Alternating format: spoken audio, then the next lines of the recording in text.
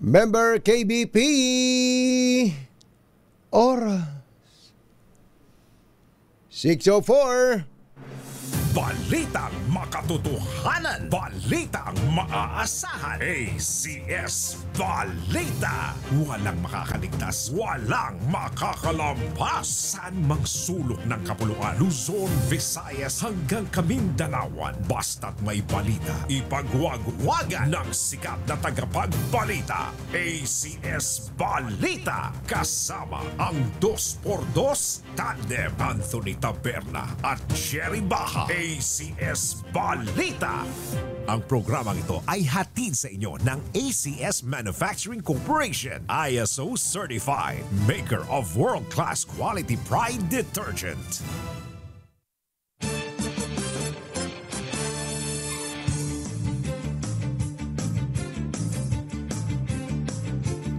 Sa ulo ng ating ACS Balita,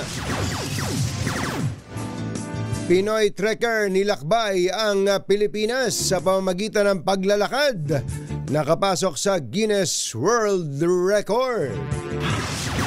Pangulong Bongbong Marcos tiniyak ang commitment ng administrasyon na mabigyan ng disente at abot kayang pabahay ang mga Pinoy. DOJ nanindigan, restitusyon, legal na obligasyon ng mga akusado na gustong maging state witness. Background check sa 14 na DPWH appointees ikinasa. Umusok na cellphone ng pasahero nagdulot ng aberya sa LRT1. Mga pasahero pinababa. At dalagita ni Rape Slay, bangkay itinapon sa damuhan sa Bacolod City. Magandang umaga, Luzon, Visayas at Mindanao. Good morning, Philippines. Hello, world. Kami po ang inyong mga tagapagbalita. Ito po si Jerry Baha. Ito po naman si Anthony Taberna. At ito ang ACS Balita, ACS Good News. nakamit po ng mountaineer at long distance walker na si Lito de Viterbo. Lito de Viterbo ang bagong Guinness World Record matapos itala ang pinakamabilis na pagtawid sa buong Pilipinas sa pamamagitan ng paglalakad. At tinalo nito si Forrest Gump. Si Forrest Gump tumatakbo, ito naglalakad lang. Simula ni De Viterbo ang kanyang De Viterbo. De Viterbo. Ang kanyang paglalakbay sa Mayra Point sa Pagudpud, Ilocos Norte. At nagtapos sa Tinaca Beach sa Glan Sarangani Province na may kabuang distansya na 2,177 kilometers. Ganun lang pala kaikli yun, ano? Lapit lang pala yun. 2,177 kilometers. Oo. Sure ba yun? Lapit lang pala nun. Lapit lang Lapit lang pala nun. Natapos niya ito sa loob ng 147 araw, 1 oras, 39 na minuto at 53 segundo mula Pebrero 9 hanggang Hulyo 6 ngayong taon. Ayon sa Guinness World Record, si De Viterbo ay hindi lamang isang trekker, kundi isang tagapagsulong ng environmental awareness at responsible outdoor ethics sa pamamagitan ng Leave No Trace Principles. Ayun. O hindi pag-iiwan ng basura at mga kalat sa mga outdoor activities bilang pangalaga sa kalikasan. Nais din itong maging inspirasyon sa mga kapwa Pilipino na pahalagahan ang kalikasan at patunayan na ang bawat hakbang ay may saysay kapag ito ay para sa bayan at sa kalikasan.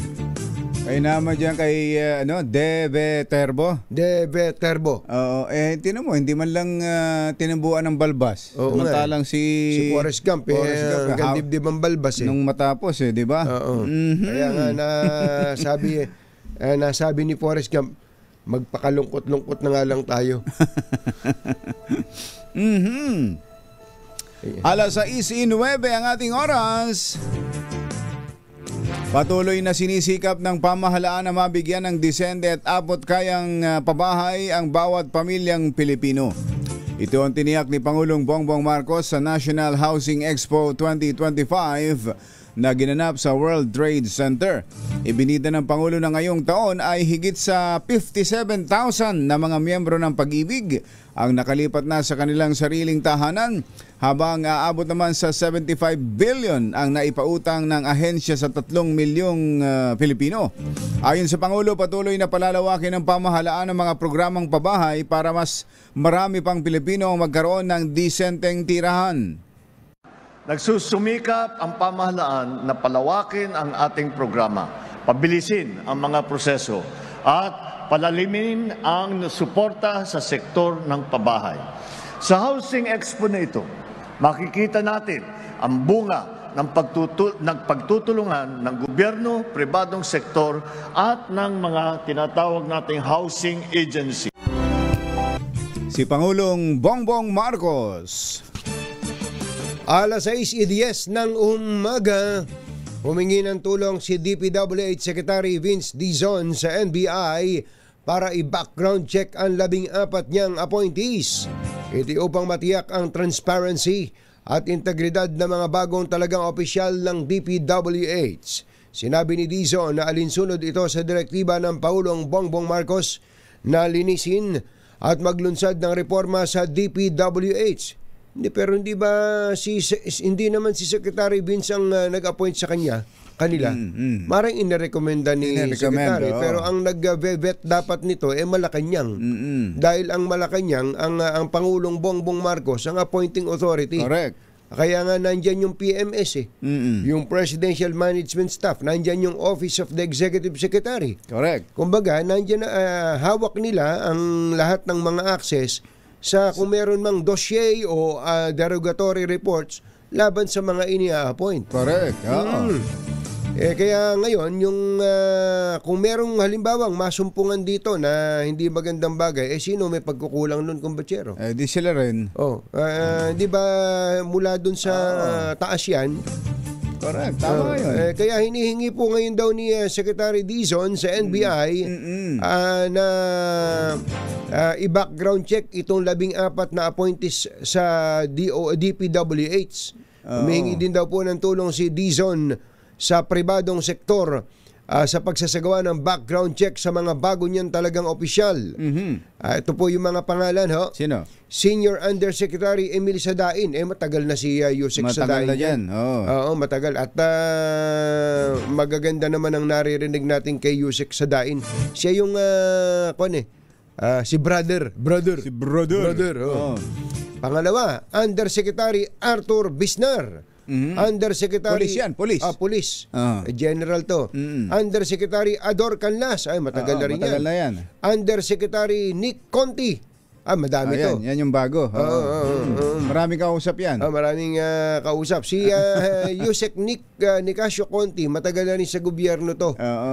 Dati to sa Marina, dati sa PCGG. Ito pa, Undersecretary Charles Calima. Yan, police din. Matanungin natin si General James Brillantes. Baka meron kayong nalalamang hindi maganda tungkol kay Yusek Charles Calima. Magsabi ka na, General James Brillantes. Undersecretary Samuel Turgano. Hindi natin masyadong kilala.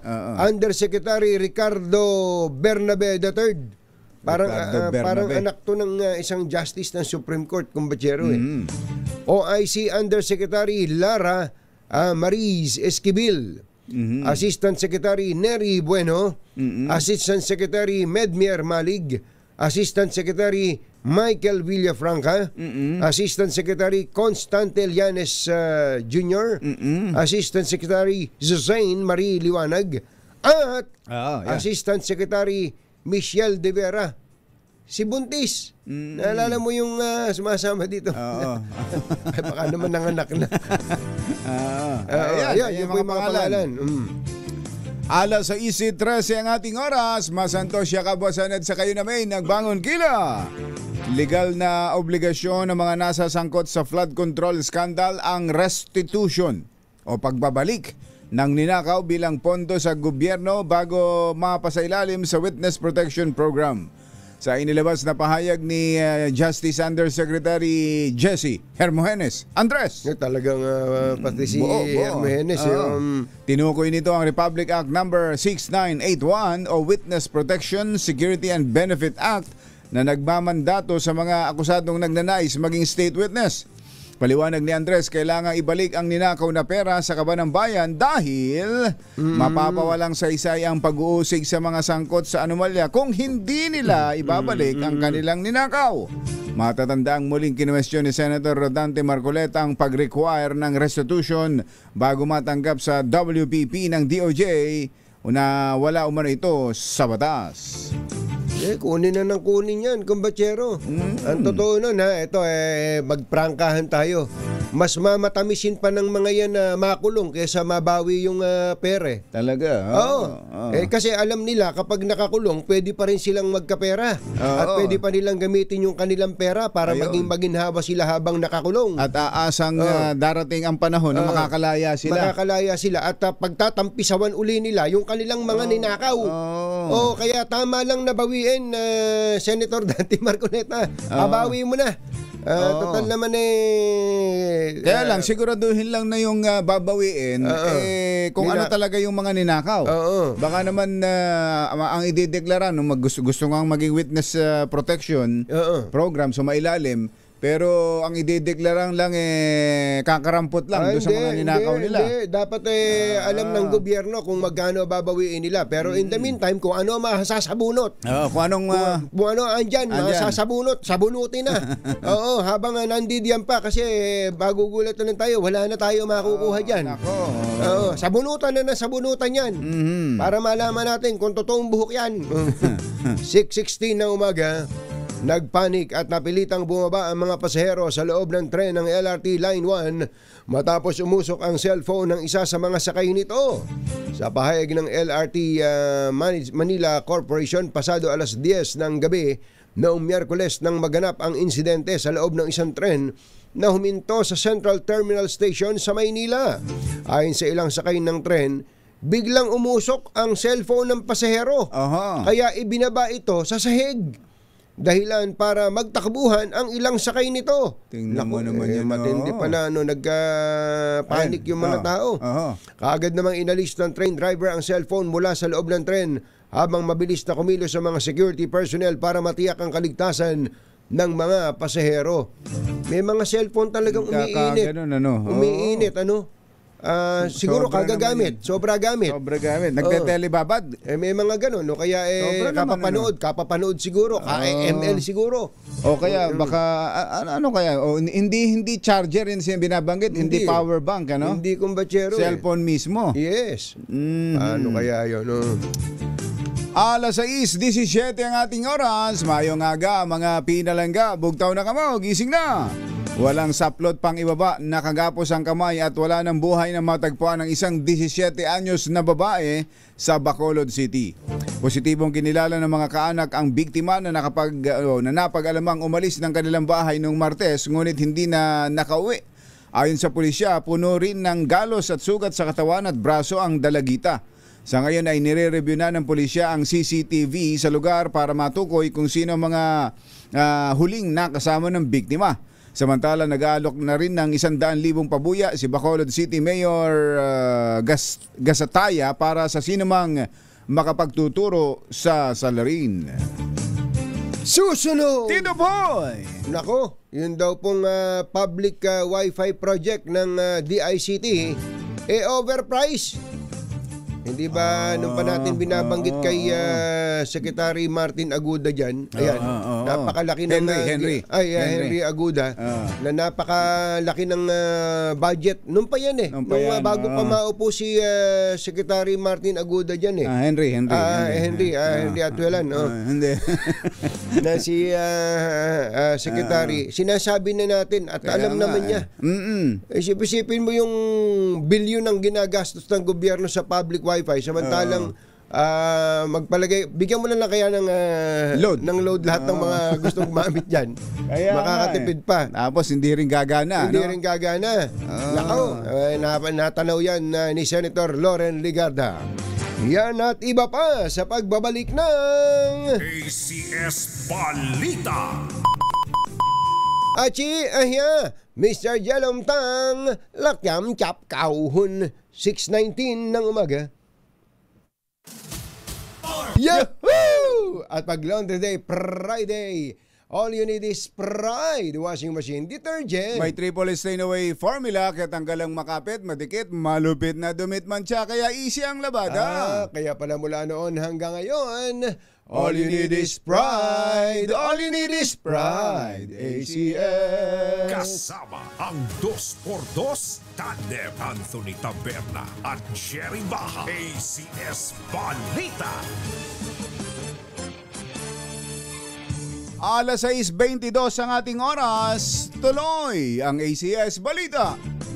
Handa si Bulacan Representative Salvador Ador Pleito na makipagtulungan sa Anti-Money Laundering Council para linisin ang kanyang pangalan mula saan niya ay walang basihang paratang. Kasunod ito ng binanggit ni Ombudsman Boyeng Rimulya na ulat mula sa AMLAC kung saan ay nakasaad na tumanggap umano ng remittance si Kong Ador mula sa mga diskaya bago pa man mahalal bilang kongresista. Ay matagal na Matagal na yun. Tagal ng kongresista ni Kong Ador. Bago pa mahalal na kongresista. Oo. Baka naman magkasosyo sila. Oo nga. Okay, baka supplier ng bato si... Kilala kaya ni Kong Ador itong mga diskaya. Git ni Kong Pleito, hindi siya opisyal. Ano daw? Hindi pala. Hihingi siya ng opisyal na kopya ng naturang ulat o anumang legal na dokumentong nagbabanggit ng kanyang pangalan para may paliwanag at matugunan ang mga aligasyon laban sa kanya. Itinanggi rin ni Kong Ador ang aligasyon laban sa kanya dahil nagretiro siya sa DPWH noong January 2007. Tagal na nun. Oo. Mga kampatayon. Maliliit pa lang tayo nun. Ganun pa lang tayo. Si Kong Ador, kala mo bata pa talaga. Bata lang talaga itsura ni Kong Ador. Pero yebo 80 na yan.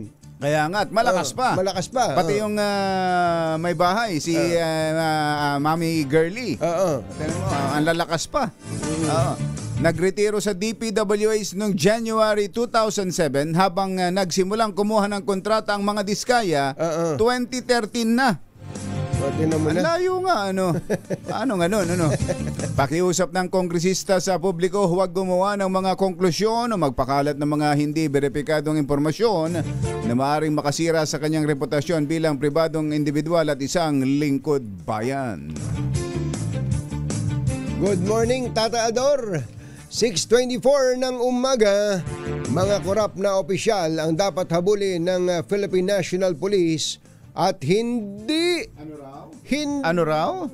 ang mga kabataang nakikiisa sa mga kilos protesta kontra katiwalian. Ito po ang giniit ng mga student leader mula sa University of the Philippines sa harap ng umanay pag-i-issue ng PNP ng subpoena laban sa mga kabataang dumalo sa malawakang protesta noong nakaraang buwan.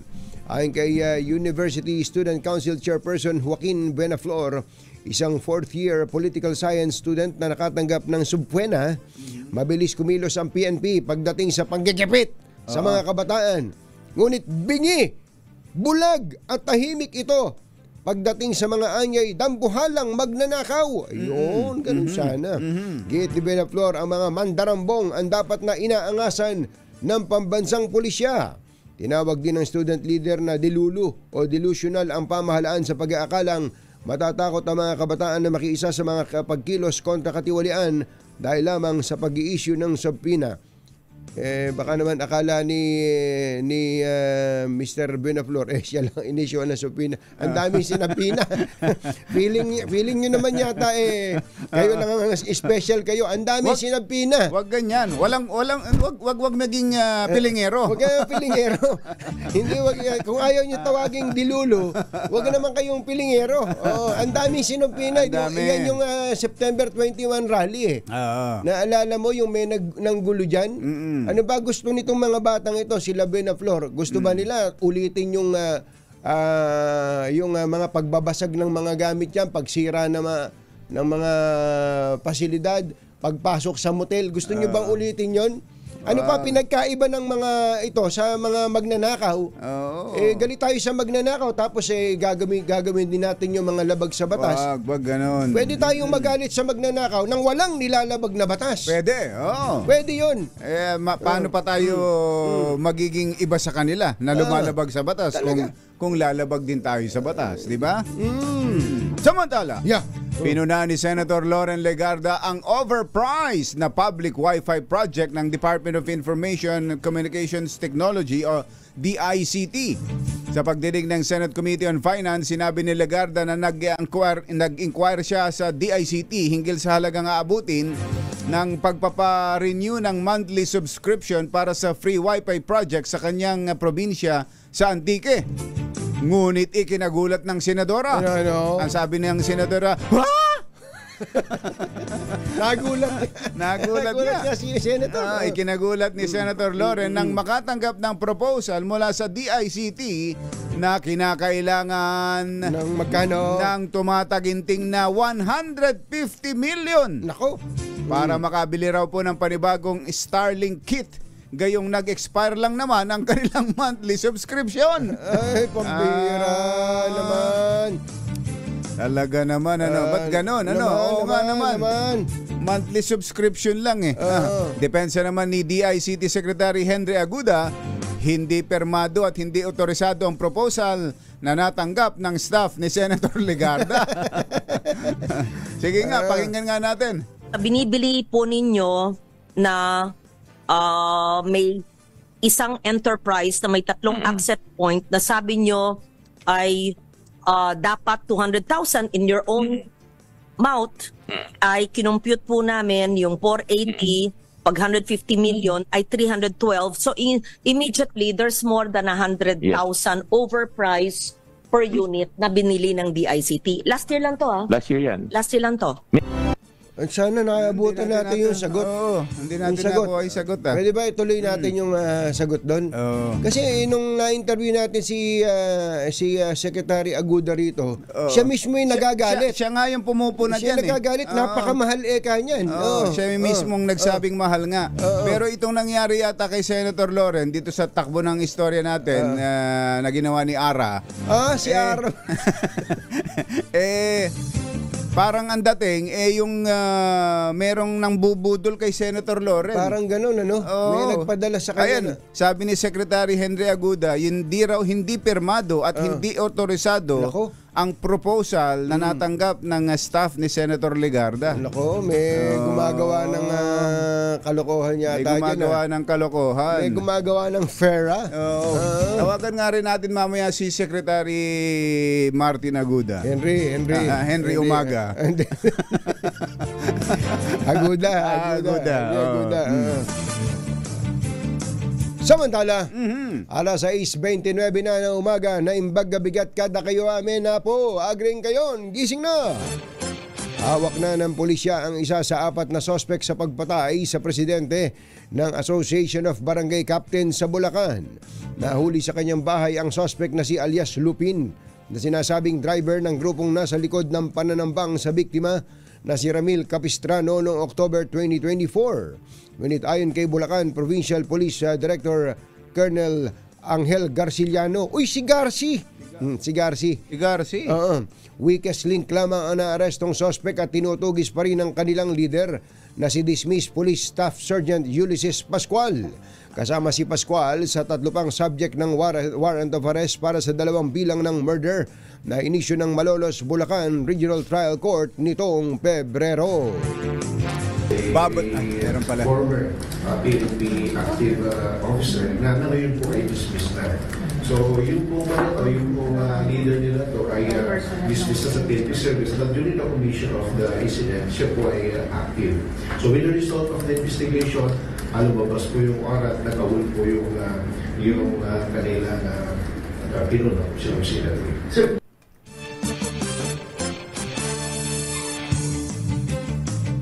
Sino yan? Si Garci. Si Garci. Si Colonel Garci Iliano ng Bulacan. Babantayan din ng PNP ang mga posibleng banta online sa nalalapit na All Souls and All Saints Day sa November 1 and 2. Ayon kay Acting PNP Chief Lieutenant General Jose Melencio Nartates Jr., bantay sarado ng PNP hindi lang ang transport hubs at mga sementeryo kundi maging ang cyberspace kung saan ay maaaring kumalat ang mga scams at misinformation. Gate ni Nartates, makikipag-ugnayan ang police cyber units sa regional monitoring hubs para ma-track ang mga usapin sa social media anumang digital incident report na maaring panlilinlang o magdulot ng alarma sa publiko. Pagbibigay din ng Acting PNP Chief ang mga banta sa seguridad ay hindi lamang limitado sa physical spaces kundi sa rin ang digital o cyberspace. Alas 6:32 ng umaga, nilinaw po ng DOJ na wala pang halal na opisyal ang kasama sa mga inisyuhan ng freeze order kaugnay sa investigasyon sa maanumalyang flood control projects. Yun na. Ayun na. Ayun na. Pagka politiko, hindi kasama sa freeze order. Oo, tsaka ang tagal na niyan na. Nitong nakaraan puro balita na tayo ng freeze. Kung sino-sino wala. Kung sino-sino ay pinreeze, balita sa freeze, wala pala. Tama pala yung isang politikong natanong natin kung Bachero. Na totoo bang na-freeze ang account mo? Hindi naman. Kawi-withdraw ko nga lang. Eto, ulitin natin nilinaw ng DOJ na wala pang halal na opisyal ang kasama sa mga inisyo ng freeze order kaugnay sa investigasyon ng maanumalyang flood control projects. Sinabi ni Justice Spokesperson Attorney Polo Martinez, kasalukuyang pampinoproseso ang aplikasyon. Apurahin nyo naman. Para sa freeze order laban sa ilang elected officials. Meron na anyang freeze order laban sa mga DPWH engineer at iba pang nasasangkot sa anomalya. Ngunit, wala pang elected official na inisyuhan ng freeze order. Ayan na. Ayun. Samantala, walang hearing ang Independent Commission for Infrastructure sa susunod na linggo. Paliwanag ni ICI Executive Director Attorney Brian Hosaka, hindi kasi makararating ang isa sa mga miyembro ng komisyon na si dating DPWH Secretary Rogelio Babe Singson. Una nang inanunsyo ng ICI na ila-livestream na. Aba? Tapos wala pala. Ila-livestream na namin. Ayan na. Late lang Tapos ito, wala nga pala kami sa susunod na linggo. Pero binubuo pa raw po ang mga guidelines sa gagawing pag-livestream sa mga hearing. Nagatid sa kabuuan ng ating ACS Balita, ito po si Anthony Taberna. Ito po si Jerry Baha. Kasama ang 2x2 tandem Anthony Taberna at Jerry Baha. ACS Balita. Sa mga taga Katmon ngayon Malabon. Abay, andyan at paghalaga ang ating Santa Claus. May kalakihan din ng katawan. At siyempre, may kalakihan ng dalang pera. Para mamigay ng pera at papremyo. Dyan ulitin natin, dyan sa Katmon, Malabon. Lakasan na ninyo ang inyong mga radyo, television, cellphone o gadget. At ang ating word of the day ay... Achi! Aya! Word pala yun. Word of the day. Dalawa yun. Words yun. Words. Achi! Aya! Ayan. Si Achi Zoe tsaka si Shobe Helga. Achi! Aya! Ayan. Tandaan ninyo. Yan ang word of the day sa ating Malakas promo sa araw na ito. Oras po natin, Achi, Aya, Lakyam, Samgohun, 6:35 ng umaga. Balitang makatotohanan, balitang maaasahan. ACS Balita. Ang programang ito ay hatid sa inyo ng ACS Manufacturing Corporation, ISO certified, maker ng world-class quality pride detergent. This time check. Sa dalawang to, kaya kung maitim ang balak, magtago ka na! Anthony Taberna, Jerry Baja, 2 por 2! 2 por 2! Humahataw! Humahagupit! Lumalatay na komentaryo sa Himpapawid! 2 por 2! Walang takot sa paghimay sa masalimuot na isyu ng bayan. 2 por 2! Humahataw na mga balita at impormasyon. 2 por 2! Ating damhin, ating lasapin ang hagupit na 2 por 2!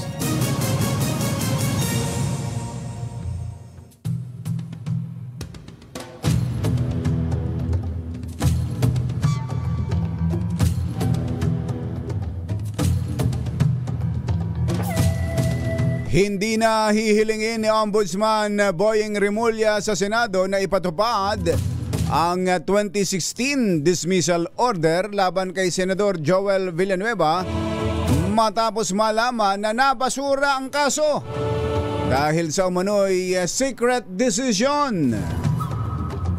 Ang kaso ay kaugnay sa umano'y maling paggamit ni Villanueva ng kanyang 2008 PDAF o Priority Development Assistance Fund na tinatawag ding pork barrel nung kinatawan pa siya ng Sibak Party List.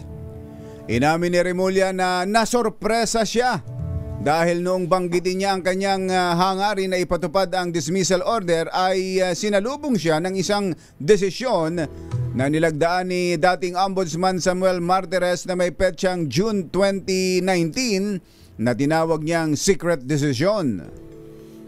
Itinanggi naman ni dating Ombudsman Martires na isinikreto niya ang nasabing desisyon habang tinawag naman ni Villanueva na harassment ang plano ng Ombudsman laban sa kanya. Isyu ng bayan, katotohanan. 2 por 2! Pag maitim ang balak, magtago ka na. 2 por 2! Si Jerry at si Anthony, narito na. 2 por 2! Hahataw ng todo, urado ka. 2 por 2! Ang katotohanan, dala nila. 2 por 2! Walang sinasamba pali, maniwala ka. 2 por 2! Hataw ng gusto, tol, umasa ka. 2 por 2! 2 por 2!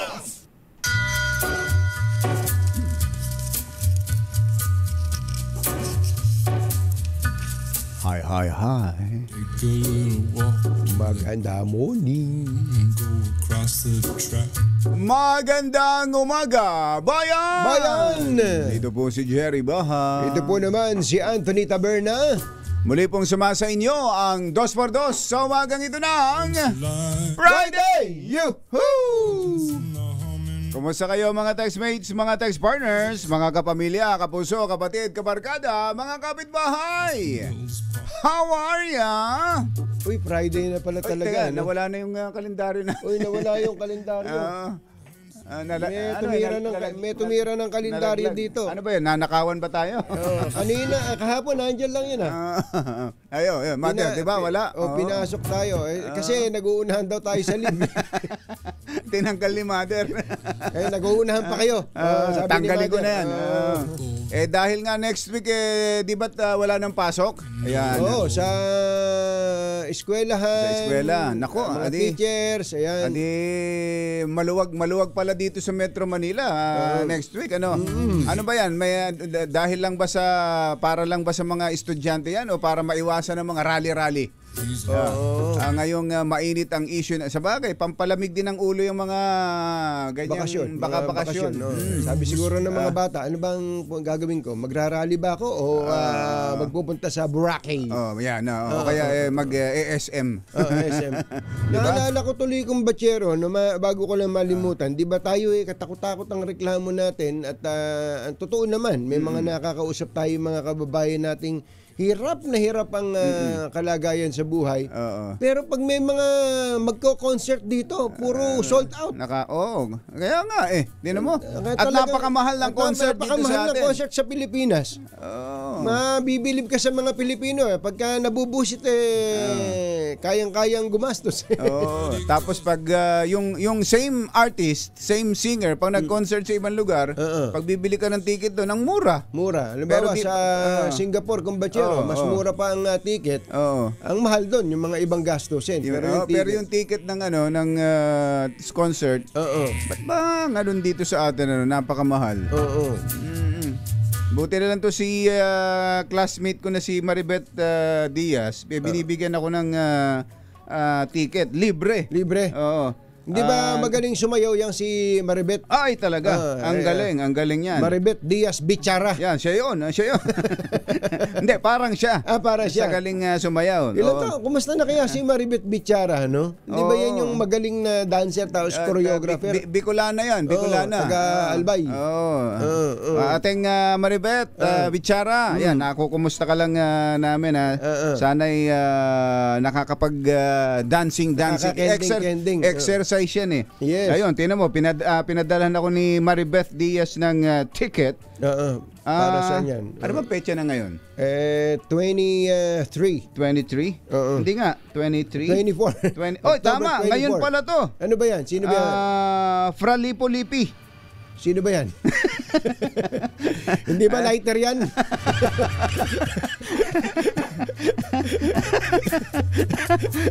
Ano to? Kilala mo to, kumpatero. Magaganda ang kanta nito. At si Sir John Rainer Dizon, sigurado, kilala rin ito. Ang alam kong sikat ito dati, ang alam mga ko 80s, 90s yata. Kumbachero, sumikat sumikat yan kay Doktora Vicky Belo. Yung lipo. Yung tatanggalin yung taba. Tatanggalin yung taba doon sa liposuction. Liposuction. Nako. Maribeth, sige. Mamaya ka na lang. Ano ba ang kanta niyan? Ano ba yan? Bata ba yan? Sikat ba yan? Mamaya hahanapin natin yung mga kanta. Maraming mga sikat na kanta ito. Palagay ko, Sir daw ito sa sana nga October 24, Friday, 8 p.m. at the Theater at Soler. Yun pala. Ay, alam na alam ni Dr. Sam De Lasa ito. Si Dr. Sam, musician, bukod sa pagiging doktor, musician din ito Nagpipiano ito, nag-violin at kumakanta. Di ba, Doc? Doc Sam. Basta Doc Sam, no to violins, ha? Basta no to violins. Yan, oras po natin. Achi, naalala ko tuloy itong si Sir John Rainier Dizon. Kung kasabayan niya siguro yan, yung Fra Lipo-Lipi. Tapos yung, di ba merong kapangalan ni Sir John, yung magaling din piloto, pero namatay sa aeroplano. Nako, ano ba? Yung singer, Sino yun? Maiisip ko din mamaya yan. Living on a jet plane. John Denver. Si John Denver. John Denver. Kaya John Rainier Dizon pakakantahin natin mamaya si Sir John Rainier Dizon. Siya po ang Pangulo ng Cement Manufacturers Association of the Philippines. Makibalita nga tayo, may epekto ba sa supply o sa presyo ng semento itong kontrobersya sa flood control? Ayan At ngayong maraming proyekto, government projects ang natigil. Baka nagmura. Baka nagmura kaya ang semento. Alamin natin yan sa pagbabalik ng 2x2. Sandali po lamang, 12 minutes. Ayun. Engineer Tony Nanggel, 12 minutes before 7.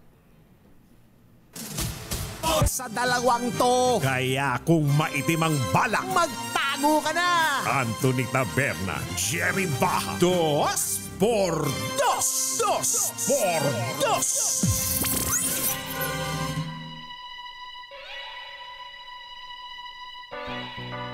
6:52 ang ating oras.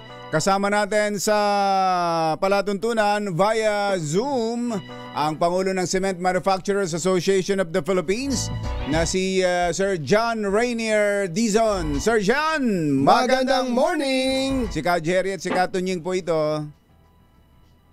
Magandang umaga ka Jerry at ka Tunying. Apo, kilala niyo po ba si Fralipo Lipi? Oo, nanood pa ako dati noon eh. Oo, Kabataan. tingnan mo na. Hindi, kasi daw may pa-concept daw mamaya ito si Fralipo Lipi. Ano ba mga kanta nun? Hindi ko alam eh. Ako, baka mapakanta tayo bigla. Wild Boys, yun ba yun? Hindi Teka, yata. hinahanap Ito, ko nga. naghahanap tuloy ng Pralipo-lipi greatest hits. Ayan, Hindi, kaya lang naman ano natin. Ha? Later. Ganun. Anyway. Maraming kanta yan. Tayo, marami. Sikat na kanta. 80s. Noong mga 80s. Oo, tama. Mabuti nga ngayon, nakapag-concert pa sila dito eh. Kahit na may mga issue ng mga corruption dito sa ating bansa. Ang mga investors daw eh, medyo nagkukan eh. Oo, nagpepreno. Nagpepreno. Ayaw maglabas ng pera. Kayo po ba nararamdaman nyo ba yun? Eto pala, bago mo lang itanong yan, kumpatsero, si Sir John Rainier Dizon, bukod sa Pangulo pala ng CMAP o Cement Manufacturers Association of the Philippines, Pangulo din ng Federation of Philippine Industry. Siya ang kasalukuyang Pangulo ng Republic Cement and Building Materials at representative of the private sector in National Government Procurement Council.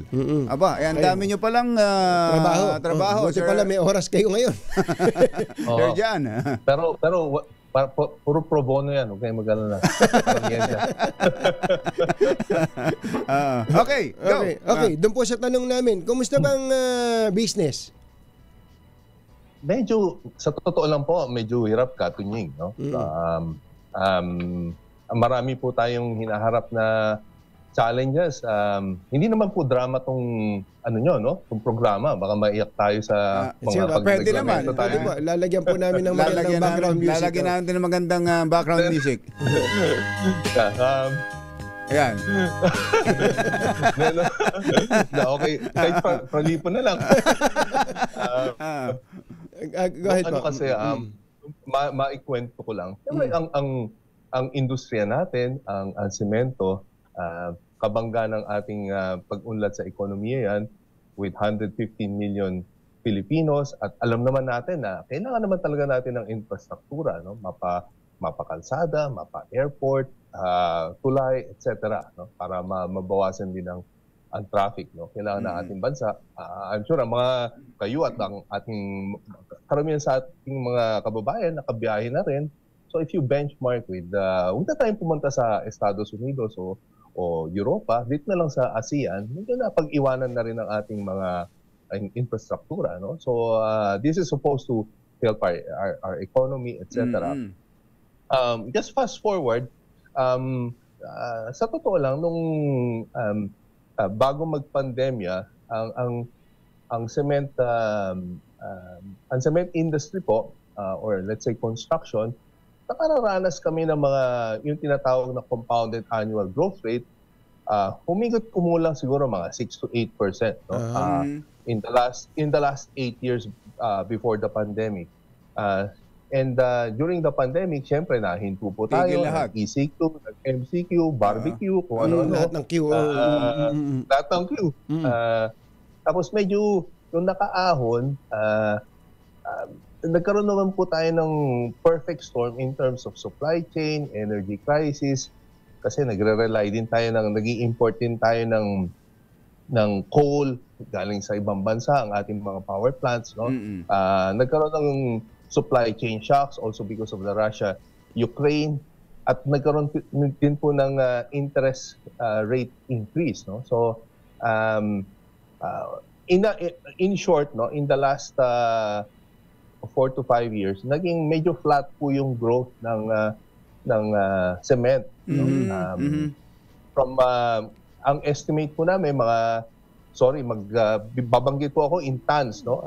Mga 35 million tons po yung merkado natin na medyo naging flat from 2021 up to the present, no? At yung doon po sa katanungan nyo, ngayon po medyo ramdam namin, no? Medyo humihina po yung merkado at ang base po sa aming analysis, isa na rin pong factor dito itong ating mga nangyayari sa DPWH, etc. Siyempre yung mga kontratista at natigil din po yung mga bagong proyekto. No? Naniniwala naman po kami na hindi naman po lahat na skandalosong proyekto o multong proyekto. Marami naman po totoong proyekto. Pero ito nga po, na nag-research lang ako kahapon, mga 421 projects out of 8,000 are ghost projects. Well, suspected to be ghost. Suspected daw. Pero kung poporsentahan ba natin, Mr. President, Sir John, private sector tsaka government projects, ilang porsyento ba ang meron ba kayong data ganun kung ilang porsyento ang pribado ang pribado at sa private sa government ng porsyentuhan ng construction o yung mga kumukonsumo ng semento, yung gumagamit ng semento? Magandang katanungan po yan, Ka Jerry. So ang base po sa aming pagsusuri, again, this is not an exact science, pero yung public side is siguro humigit kumulang mga 40% po yan. No? 40? 40. And the balance would be private. And you can also divide the private into katulad natin, mga individuals or individual home builders. Yes. And then yung mga tinatawag nating commercial. No? So magkahati din yan. No? Ang bread and butter pa rin ng ating cement demand is still the family side or the individual home builders because of our demographics. No? Pero yung segment siguro ng commercial, mga 30%, but going back to your earlier question, we estimate mga 40% ang share po ng ating government. No? Malaki rin. Malaki ho pala, 40%. Malaki. Kung ganitong ramdam po yun. Ramdam, ayan. Yung ramdam ho na yun, kung puporsentuhan, gaano ho yung inihina ng merkado, yung pagbaba ng demand. Ibig sabihin, pag bumaba demand sa anumang produkto at mataas ang supply, bababa ang presyo. Ganon din ho ba sa semento? Mababa na po ngayon ang presyo ng semento kahit before this issue. So, pag bumaba pa, kawawa na po lahat. Sa totoo lang po, kidding aside, hindi naman po nag-increase ang presyo ng semento in the last, at least in the last 2 years. No? Stable po. That's because of also the highly competitive environment na maganda naman po sa mga ating consumer at the Filipino public. Sir Jan, yung pong binabanggit natin, 40% ng consumption ay sa public construction. Naramdaman nyo na ba? Kasi almost 3 months na po ito mula nung sabihin ng Pangulo, mahiya naman kayo. So nagkaroon ng investigasyon and this has been going on, yung ingay and all. Kung 35 million metric tons pa ba ang pinag-uusapan natin, mga 14 million metric tons ang sa government, sa gobyerno diyan. Ang tanong po natin, out of the 14 million metric tons na yon, napansin niyo ba kung gaano kalaki ang ibinaba ng demand sa semento? Ilang percent ang nabawas? So, medyo sariwa po yung mga inoobserbahan pa lang natin kasi mag-impact po niya in the last 2 months pa lang. But ang nafe-feel po natin, it's anywhere from within that 40%, mga 10 to 20% na ang nababawas. Kasi ang base po sa aming kaalaman, na-hold po yung mga bagong proyekto at ang ginagawa na lang po are the ongoing project para matapos. Para matapos. Kaya nga. And we're supposed to traditionally, alam naman natin, dalawa yung season natin sa Pilipinas. We have the wet months and we have the dry months. Supposed to be itong quarter 4, ika nga, no? Dapat medyo nagre-rebound tayo before the Christmas. Medyo dry ang panahon, dapat tuloy-tuloy ang construction. Pero matumal po ngayon. So yung 10 to 20%, that's significant, Sir John? Malaki po. Malaki po yun.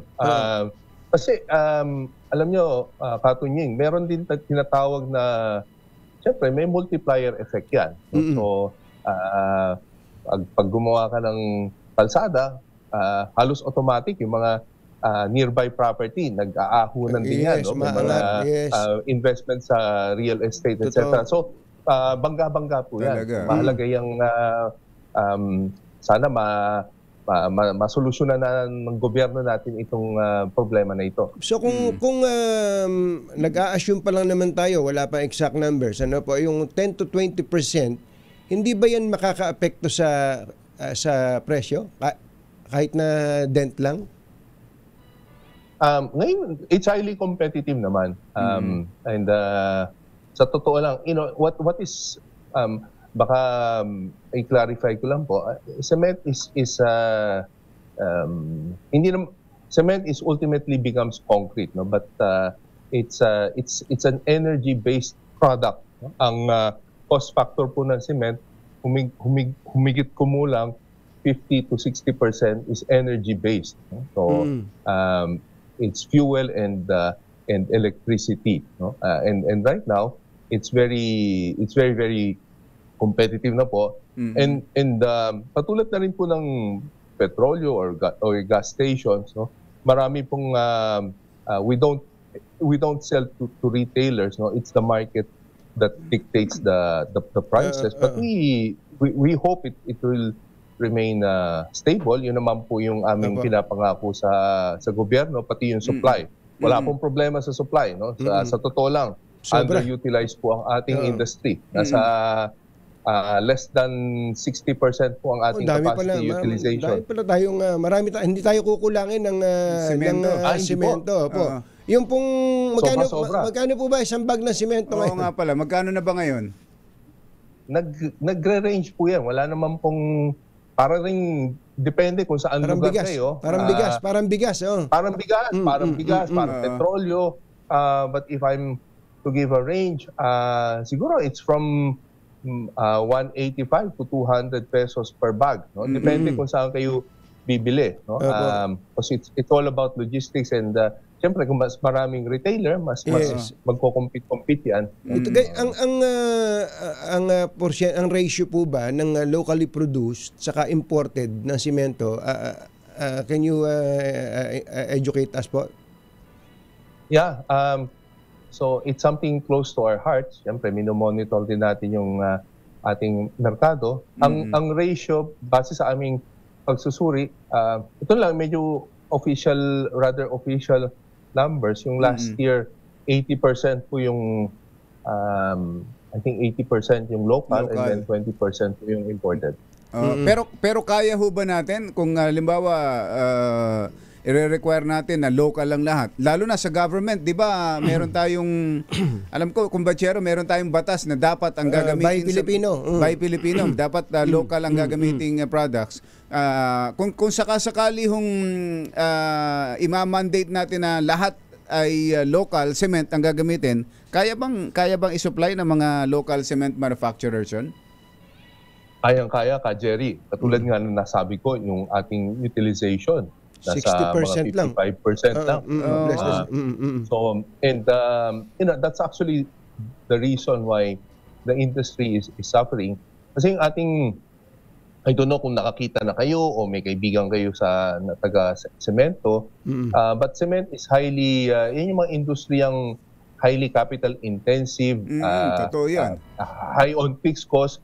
So, ang importante sa semento, volume. No? Kasi, kung hindi mo malalampasan yung, it's like your break-even point or a low volume or low capacity utilization, ang mangyayari, yung unit cost mo mataas. No? So the more you produce, maipapababa mo yung, yung unit cost. Ayun. So, yung tanong kanina, kayang-kaya. Walang problema. Ba't nag-i-import pa tayo? Ba't pinapayagan pa natin ng importation? Kung kaya naman pala ng local cement manufacturers na i-supply ang pangangailangan. Magandang katanungan yan, no? So there's a lot of schools of thought. Of course, I'm really a strong advocate of buy local. No? Hindi ko alam na, I'm from the 80s din eh. May mga palabas nga nung 80s, tinuturuan tayo sa television na how to support your economy, buy local, etc. Hindi ko alam kung naalala nyo yun. Naalala po namin. Mas matanda po si Jerry sa akin eh. But, pag sinusuporta mo yung local, ang mga nangyayari, nakakapag-create ka ng trabaho, investments, nakakapagbayad ng buwis. So, napapatakbo mo yung ekonomiya na umuunlad. No? Versus imports na, pinapayaman mo yung ibang bansa. No? Siguro baka makamura ka ng konti, but it's very short-term oriented. No? Now, to the question, bakit nangyari yan? Nagkaroon tayo ng evolution as a country, as a global economy. Nagkaroon ng mga economies na pro free trade, pro globalization. So naging borderless world tayo, no? Na wala namang problema 'yon. Pero siyempre it's like if in golf terms, no, may handicap din tayo, no? Bawat bansa may strength at may handicap, no? Ang kailangan na lang siguro medyo nakabantay din ng gobyerno para protektahan ang local. May nararamdaman ba kayong gano'n? May ginawa ba ang government to protect the local cement industry? Yes, sir. It's important. I'll at least there are key new laws, no? Na nasa starting point pa lang sila. Baka narinig nyo na po itong tinatawag na Tatak Pinoy Act. Yes. Na ipabasa po last year. Sani Angara yan. Sani Angara. Tama. Yeah, si Senator Sani at that time, now Secretary Sani, so naipabisa po yan. At may kabangga po yan na batas, yung tinatawag na New Government Procurement Act or Republic Act 12009. Na in short po, in those two laws, nagbibigay po ng preference and priority sa mga government projects pagka local. Ang challenge po ng kahit na anong batas, yung implementation. Number one, yung implementation. Tsaka yung pangalawa, nasa batas po ito na yung para ipatupad siya, kailangan ng 3 taon for its full implementation. So we're also challenging and asking the government, baka naman pwedeng i-accelerate yan. Kasi 3 taon, parang patay na yung kabayo pagkatapos ng 3 taon. Let's try to do it kahit even if it's let's pilot it and slowly then cascade it. No? Kaya rin po tayo medyo active in discussions with government. Saka maraming advantages pagka local, hindi lang yung sa economy. Kung wag naman sana, pero pag may problema, madali mong kausapin yung manufacturer, saan yung sourcing. Kung nanggaling sa ibang bansa yan, medyo mahirap yan. No? Kasi you can't even return the product. I mean, it's very difficult, no? Dahil yung produkto, it's heavy. Pero pag dito, mabilis. Tsaka, kung nyo na itatanong, ang importante rin sa semento, parang pagkain yan eh.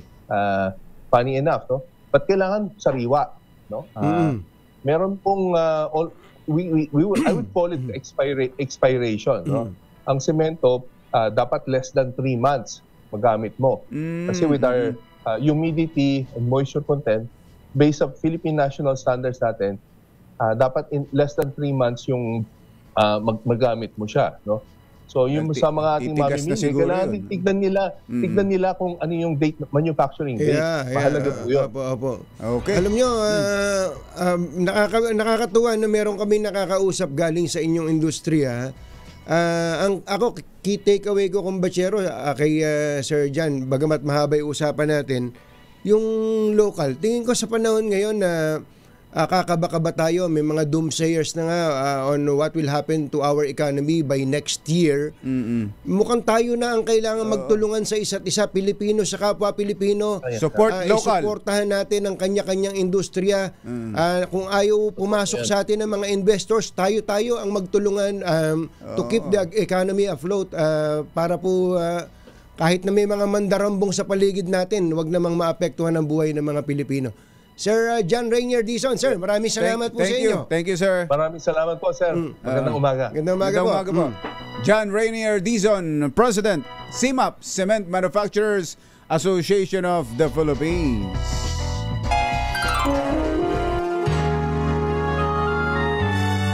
Kauna-unahan sa Pilipinas.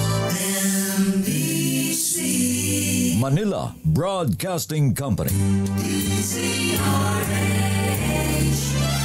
DZRH. Member, kapisanan ng mga broadcaster ng Pilipinas. Member KBP, oras! Kapopoy, 14 na minuto na makalipas ang 7 ng umaga. Balitang bagong-bago, balitang dapat alam mo, balitang magdadagdag ng talino dahil bagong impormasyon, makibalita, unang-una sa DZRH. Pangunahing balita kasama ang 2x2 tandem nina Anthony Taberna at Jerry Baha. Narito na po ang ulo ng ating mga pangunahing balita.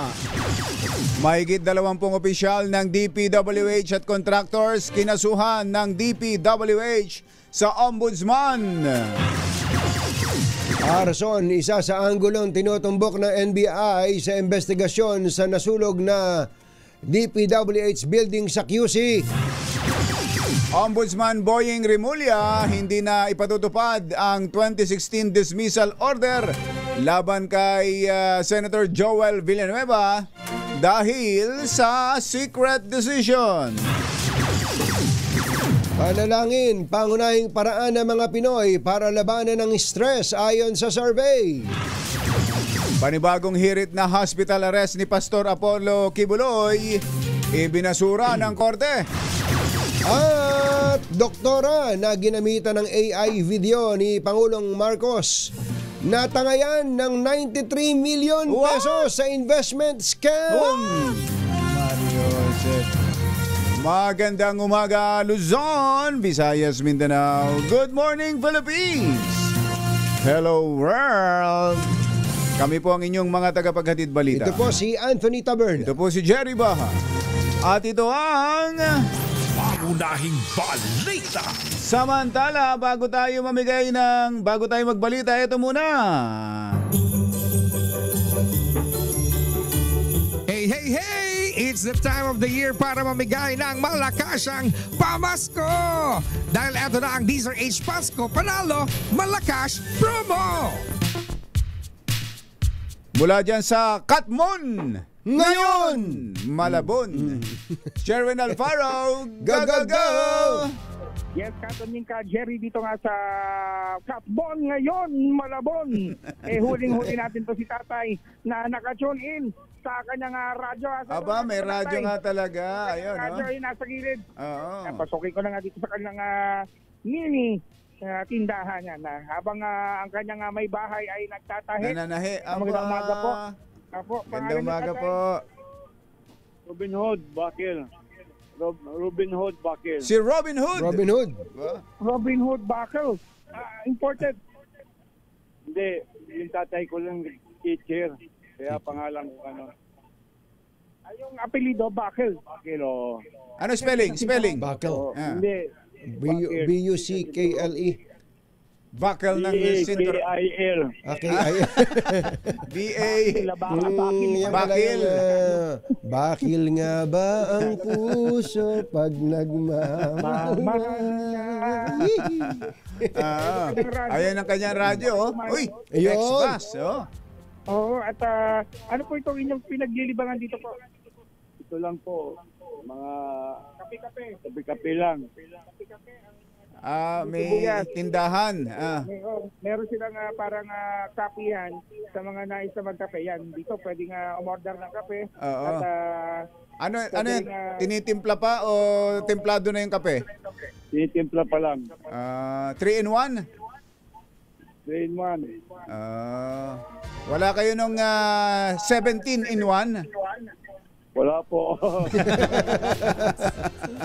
3-in-1 lang. Sino ho mga karaniwang customer ninyo? Mga tumutambay rito, mga nagtatricycle. Nagtatricycle. Wala bang Wala bang customer mga na yan? nagka-tricycle dyan? Tawagin nyo nga. Wala pa. Tinanong nyo nga. Nagtatricycle dito sa harapan para maalok, maaya na makapagkape. Oo. Tricycle! Wala pa. Ay, mga busy, mga pumapasada. Ayan yung mga Dapat sa pilahan, ano? May ano sila dito para may pilahan. Oo. At dito sila nagkakape para anong oras sila bubukas? Alas 6 ng madaling araw. Alas 6 ng madaling araw pala. Yun. Simula na magpakape. Tanghali ni alas 6. Tanghali. Mainit na kasi. So ayaw na nila ng kape. Gusto nila soft drinks na. May soft drinks kayo. Wala rin soft drinks. Kape lang talaga. Tsaka ano yung ibang mga tinda niya? Ano yung mga ibang tinda nila? Ayun, yun lang ang kanyang libangan. Magtinda ng kape. Ano daw ba dating hanap buhay ni Tatay Robin Hood Bakil? Yun ang inyong, yun ang pinagkakabuhay nila. Tsaka ito, yung nagtatahe. Pananahe. Ito naman nagtatahe. Yung basahan. Basahan. Basahan. Sa mga tricycle. Oo. So, talagang dalawang kliyente, sila mag-asawa, tricycle. Yung mga finished product niya, yung mga basahan bilog. Yan, ganyan. Ayan, mga finished product niya. Ayan, yung naman ang kanilang kahatero, yung mga basahan bilog. Si Tatay Robin Hood Sherwin, ano ba dating hanap buhay niya?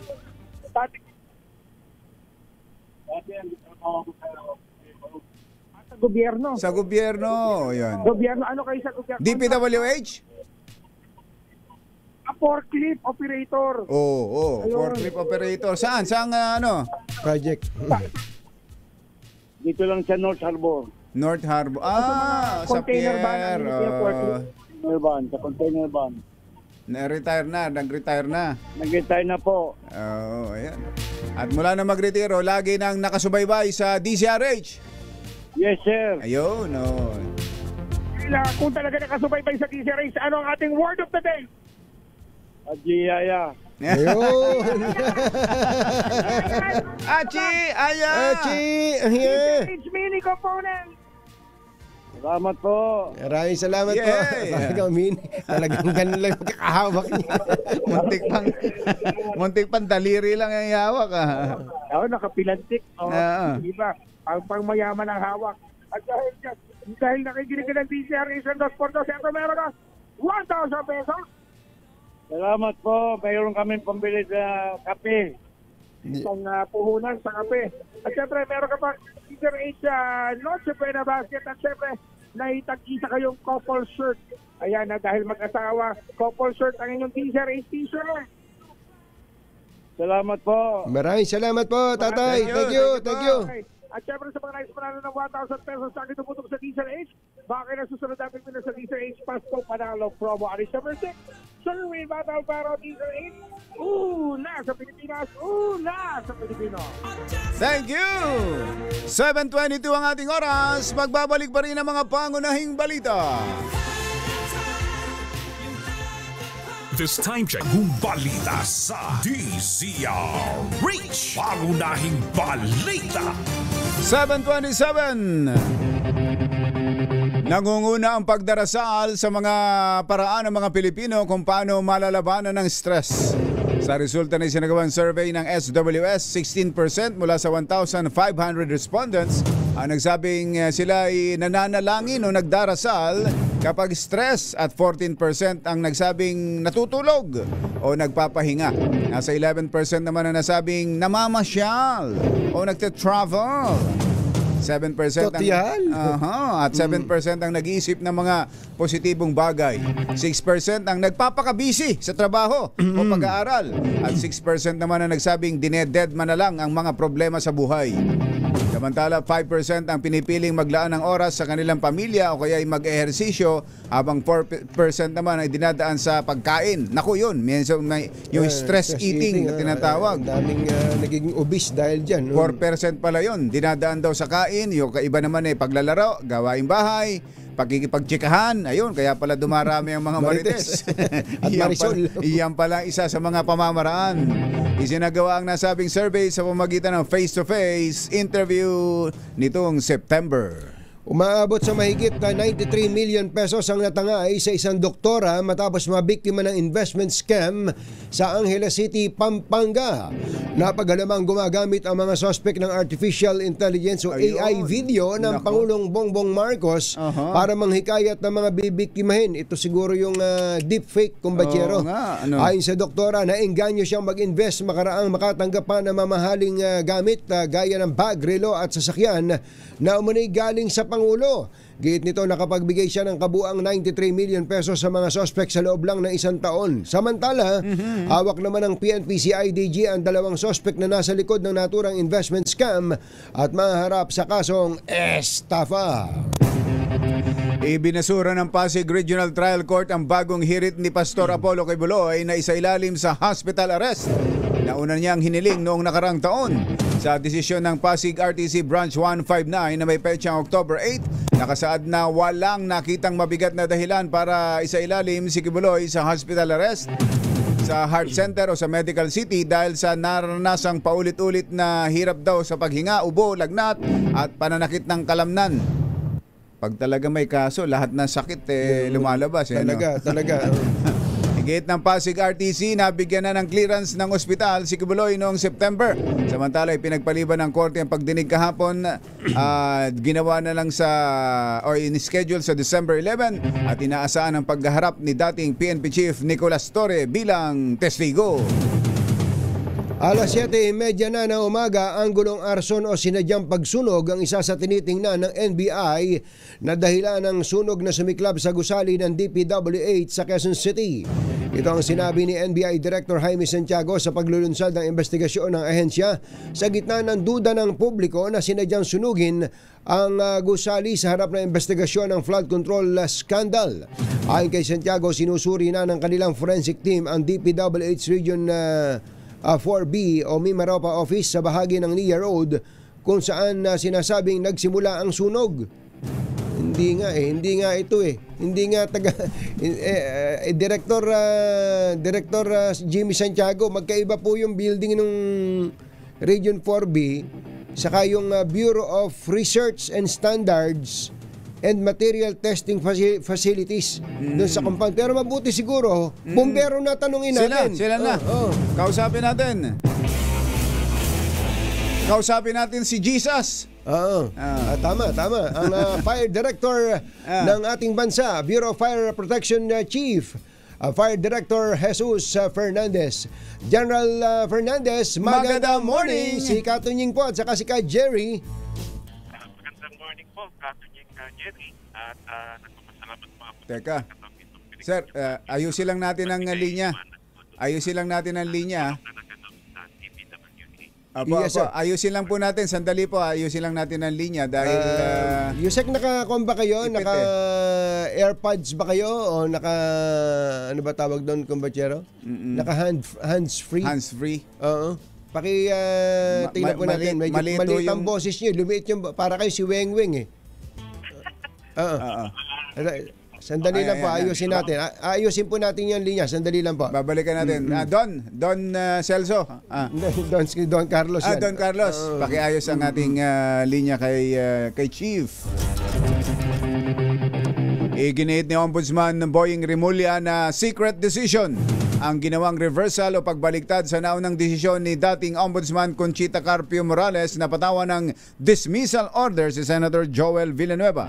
Una nang sinabi ni Rimulya na susulat siya kay Senate President Tito Soto para ipatupad ang 2016 decision ng Ombudsman.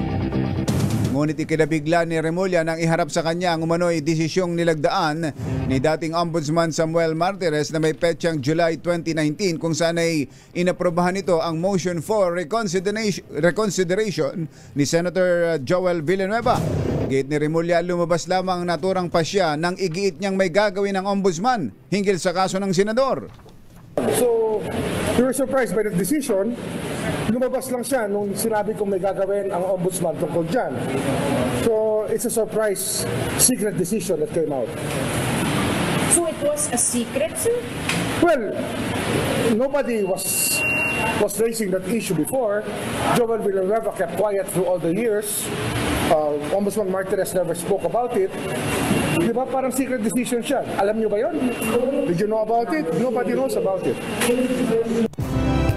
Alam niyo ba yun? Alam niyo ba yun? Alam namin na Ombudsman, with all due respect, nandun pa kami sa DCMM noon. Matagal lang kasi, 2019 2019, na nalaman na rin namin na ni-reverse nga ni Ombudsman Martires yung dismissal laban kay Senator Joel Villanueva. In fairness, talagang matagal na pong balita ito. Kasi hindi basta-basta makakawala yan dahil sa sobrang laking balita. Malaking balita yan, isang senador So meron nun. Nakalimutan lang siguro natin lahat. Nakalimutan na natin sa tagal. Dahil 6 years ago yun, kumbachero. Hindi siya secret. Hindi siya secret.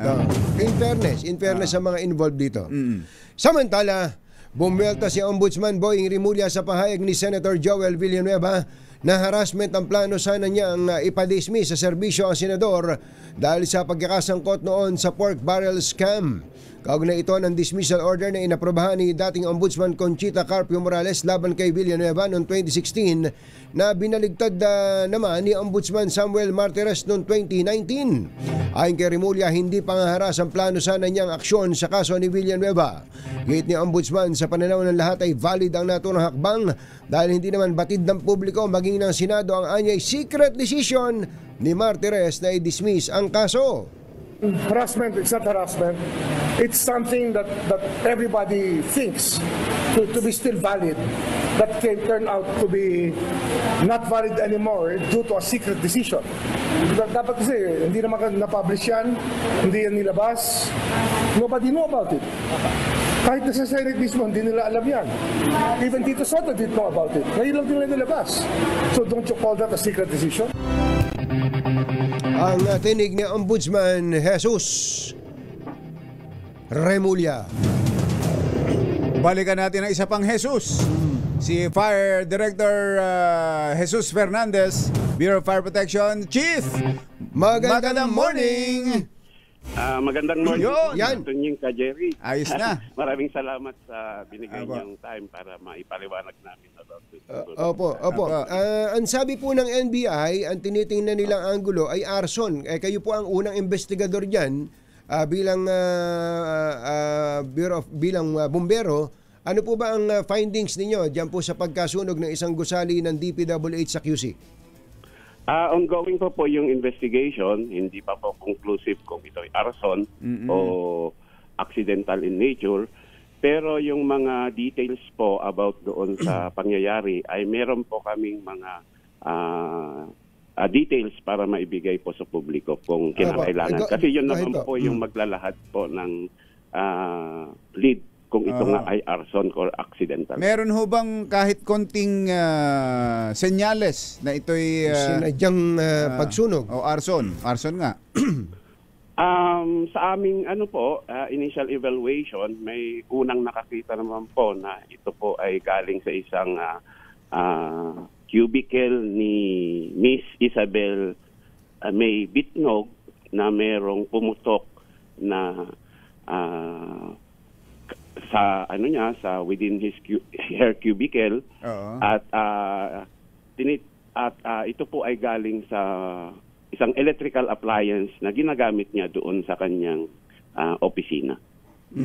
Ano ho yun? Ano yung appliance na to? Maring computer po. Kasi yun naman po ang kalimitan ginagamit po sa opisina. May CCTV ho ba yung opisina? Sa ngayon po, wala pa kaming nakitang nagkakandak pa rin po ng progress investigation ng ating mga investigator doon sa area. At siguro kung may mga makahalap kaming mga footage ay pwede nating makita po kung ano yung nangyari po. Sa karanasan po ninyo sa sa Bureau of Fire Investigation, ang computer ho ba nag-overheat talaga at pwedeng maging cause ng sunog? Opo, kalamitan po kasi ng mga incident natin na nire-respondehan, almost 50% ay nanggagaling po sa electrical. Ito po ay maaring manggagaling sa iba't ibang gadget kasi nga po ay maaari na matagal nang itong saksak sa outlet at maaring mag-short circuit ito para magkaroon po ng explosion. Ayun. So electrical short circuit ang dating, parang ganun. Opo, dahil meron naman pong witness na nakakita na merong pumutok po na kuryente doon sa kanyang may narinig na pumutok sa kanyang cubicle. Opo. So sa ngayon po, wala pang indication that this is deliberate o intentional? Wala naman po kasi may mga prima facie evidence po kung sasabihin natin ito ay arson. Kasi sa karanasan po namin sa BFP, pagpasok pa lang namin sa isang fire scene, kung ito nga po ay merong deliberate intent, may mga indicators po na nakikita kami, gaya na po ng kung ito ay nagsimula sa mga iba't ibang bahagi o simultaneous yung kanyang pagsimula, o di kaya ito po ay may intent to gain, o di kaya merong insurance, mga ganun po. O di kaya, pwede rin pong masabi na may mga incidents na ito ba ay subjected ng issues. Ito nga. Ito kasi kagaya nito, medyo controversial. Opo. May mga nasira po bang documents, may mga may mga nire-report po ba na nasunog na mga papeles diyan? May mga papeles pong nasunog kasi hindi naman po, ito po ay working area naman po yung third floor. Third floor po kasi yung nasunog.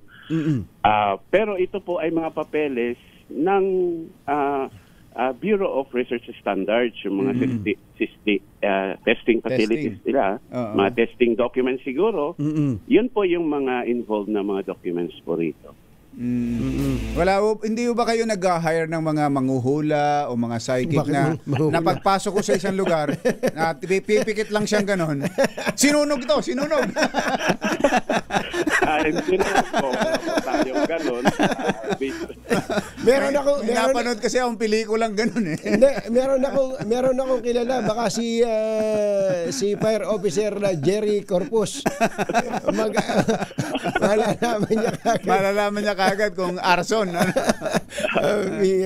So para lang din po maintindihan uli, kasi laging nababanggit na yung nasunog, nagsimula daw ang sunog. NBI director pa to Ito ayon kay NBI Director Santiago, sinusuri na ng kanilang forensic team ang DPWH Region 4B sa bahagi ng NEAR kung saan sinasabing nagsimula ang sunog. Okay.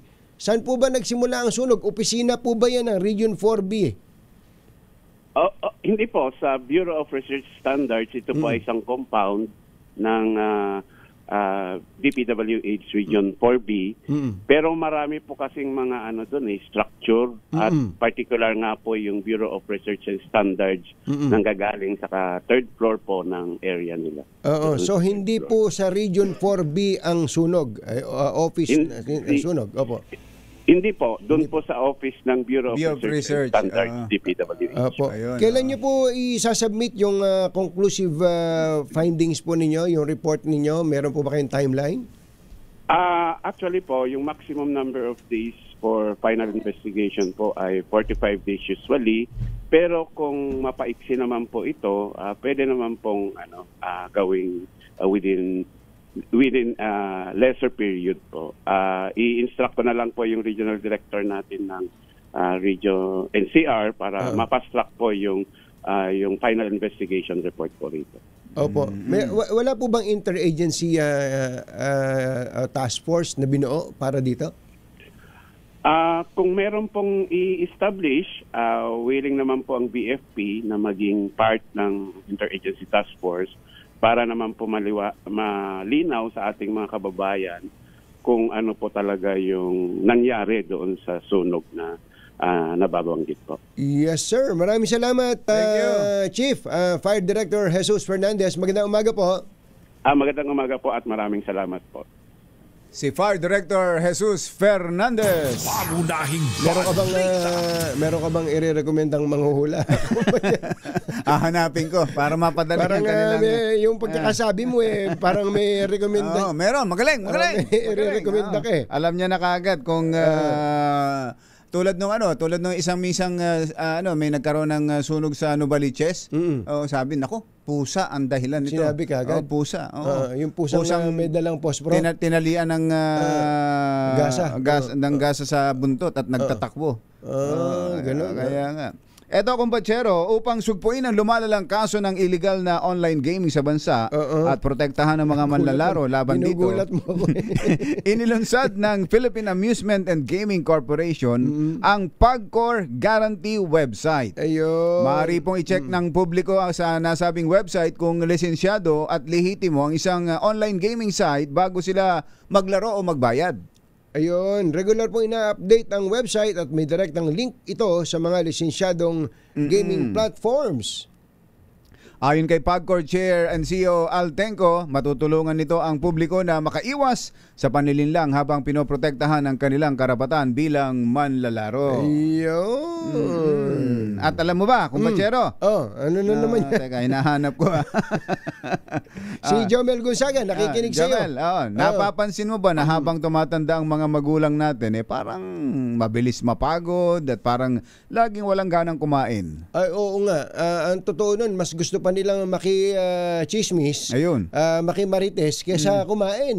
Tama ka dyan. Pero seryoso, delikado kapag kulang sa nutrisyon at mahirap magkasakit ang mga seniors. Kaya dapat tinututukan, kagaya ko, pinapainom ko si nanay ng N+ Gold. Kompleto sa vitamins, minerals, healthy carbs, at soy-based protein. Kaya hindi lang mas ganado kumain, mas ganado rin sa buhay. Ipakita ang tanda ng inyong pagmamahal with N+ Gold. Available sa Mercury Drugstores at iba pang leading drugstores nationwide. Mga nangunguna at mga bagong balita sa DZRH. Pangunahing balita. This time, DZRH. Pangunahing balita. Oy, magandang morning kay Kuyang Romel Sitin. Kuya Romel. Kuya Kenneth Sitin. Andyan ba kayo sa Asea? Napakagandang Asea Subic Beach Resort. Sabi nga ni Ate Sandra Sitin, ito daw Asea ngayon ay busy. Ang dami kasi nilang bisita. Talaga. Ang ganda. Nung mapunta nga dyan si Assistant Secretary General Eli Cruz, napahanga. Sabi nga, meron palang ganito dito. Yan ang sinasabi ko sa inyo. Kaya kung kayo po ay may pagkakataon with the family, isama po nyo sa inyong bucket list. Ayan, ang Asea, dyan lang po sa Subic. Bay area. Ayun. Baka may mga kailangan ng ayusin sa inyong mga bahay, tulad ng bubong. Buti na lang, may bubong na maasahan. Gawa sa state-of-the-art technology. May aluminum na. May pintura pa. Now available na rin sa pre-painted tiles pan. Para sa eleganteng bubong na matibay na, makulay pa, mag-Cherryloom pre-painted ka na. Ay, RD Ronald Tan, maganda morning. RD. Ninong Dong Tolentino, kumusta na po? Kumusta na po ba dyan sa Dipakulaw, Aurora? Yan, ang paalala nila RD Dong and RD Ronel, bago kayo magsialis ng inyong mga bahay, tingnan nyo muna, baka may problema ang bahay ninyo. Ayos nyo muna yung mga bubong. Ayusin ninyo. Ayan, lalo ngayon, undas, kumbatsero. Ayan, tama yan. Baka pag alis nyo, nyo, ay ayos lang yan. Biglang umulan. Ayan, nako. Wala kayong nakasahod ng mga timba, mga palanggana, mga pinggan. Ang saklap no. Pero kapag ayos na ang bahay, pwede nang bumiyahe. Ano naman ang sasakyan? Siyempre naman. Kuya Levi Santos, baka gusto mo na nga mag-upgrade. Ang Cherry Auto Philippines ay niyayanig ngayon ang 7-seater hybrid SUV market dahil inilabas nito ang all-new Tigo REV Luxury Edition. Ayan, alam mo ba, Lakay Deo, starting at just 1,528,000 pesos, hatid ng all-new Cherry Tigo REV Luxury Edition ang high-tech features. Pogi at moderno ang itsura at syempre sulit na sulit sa laga. Ito ang tunay na game changer sa segment na ito. Meron itong 1.5 liter turbo engine at ipinagmamalaking Cherry Super Hybrid System at meron din pong 1,400 kilometers na combined EV at hybrid range. Kaya kahit mag-Bicol ka pa, Bicol, 1,400, no problem. Marami rin itong safety features tulad ng 14 Advanced Driver Assistance System kasamang adaptive cruise control at 540 degrees camera. Kaya ano pa hinihintay mo, Kuya Romel de la Cruz? Mag-upgrade ka na. Subukan ng Cherry Tigo REV Luxury Edition. At saka kasumigaw ng The Amazing Warts. Touch pala. Touch. The Amazing Touch. Yun. Pangunahing balita. Aba, eto na sila. Nakikipagpaligsahan ba ito? Nakikipagpaligsahan ba ang Pasay City Jail sa Quezon City Jail? Bakit? Sabi nila, meron din kami 200 dito. 200 na? 200 na espasyo, 200 capacity na space. Para sa mga involved sa flood control scandal. Talaga? Puno na nga kayo dyan eh. Maapaw na yan na Pasay City Jail. Parang gusto yung parusahan nyo. Tinatakot nyo naman itong mga nagpayaman sa flood control. Yan. Pa-RH 15, Giselle Recaport. Coming, Giselle!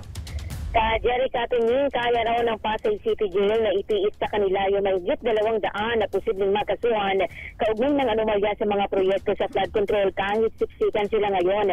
Sabi sa DZRH News ni City Jail Warden Alberto Tapiro, magdaragdag na lang daw sila ng mga bunk bed para hindi umabot sa pagpapatulog sa pasilyo ng kulungan sa mga low-risk na PDL doon. Idiniin niya na dati nang pumalo sa mahigit 1,200 yung mga PDL sa kanila, kaya kakayaning i-commute yung nasa 200 na maaring makasuhan sa flood control mess batay sa naunang pahayag ni DILG Secretary John Vitremulya. Bagamat siksikan pa rin, bahagya naman doon na mababa sa 706 na po ang mga PDL sa nabanggit na kulungan na 103 lamang yung kapasidad. 13 yung selga sa Pasay City Jail na 8 hanggang 9 lamang yung capacity, pero bawat isa may 70 ng mga PDL yung nakakulong ngayon. Ilan? Giselle, ilan? Sa 8 to 10 na capacity, ilan ang laman? 70. Mahigit 70. Tapos, kasya pa raw. Kasya pa. Iipitin lang. Ano yan? Jeep na pituhan lang eh. 12 na. Kasya pa daw. Kasya pa raw. Hindi, nananakot lang talaga yan. Tinatakot naman ito si Warden niya. Sa sobrang inisiguro ni Warden sa mga magnanakaw no? Sa gobyerno. Sabi ni Warden, kami na bahala. Magpapalitan ng mukha na ka Jerry Ayos. Sabi pa ni Tapiro, magtataas daw sila ng red alert depende sa magiging threat assessment nila sa mga individual na ikukulong sa kanilang pasilidad.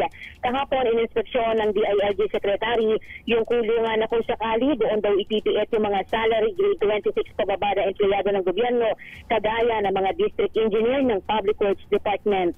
Ito si Giselle Ricafort para sa DZRH na sa Pilipinas, una sa Pilipino. Thank you, Giselle. Si Ate Eva Tejada at saka ito si Kuya Boy Pabian. Ayun, kilala daw nila yung Fralipo-Lipi, Kuya Obet Imperio. Gumanon pa nga eh. Every time I see you, my life turns upside down. Si Big Lima, kabisado rin. Ay, Kuya, mamaya pala yan, yung pa-concert na yan. Pa-concert. Tita Helen Nagales, ayan, magandang morning. Kurt and Gina Yang, ayan, magandang morning. Eto pa, ang MMDA daw ay tuloy-tuloy sa clearing operation. Ayun. RH52 Edniel Parosa. Kami Edniel. Sinuyod ng MMDA Swift Action Transport Group o STAG itong Colonel Bonnie Serrano Avenue bilang bahagi ng pinatinding clearing operations bago ang undas. Nasa tapat lamang kasi nito ang San Juan City Cemetery na inaasahang dadagsain ng 40,000 katao sa All Saints at All Souls Day batay sa datos ng San Juan City Government. Mismong si Colonel Bong Nebria, pinuno nitong MMDA STAG, ay naabutan nating nangunguna dito sa pag-issue na no contact apprehension notice sa mga nasisitang motorista. Kwento niya, wala pang 2 kilometro ang kanilang natutumbok ngayong Biyernes sa umaga.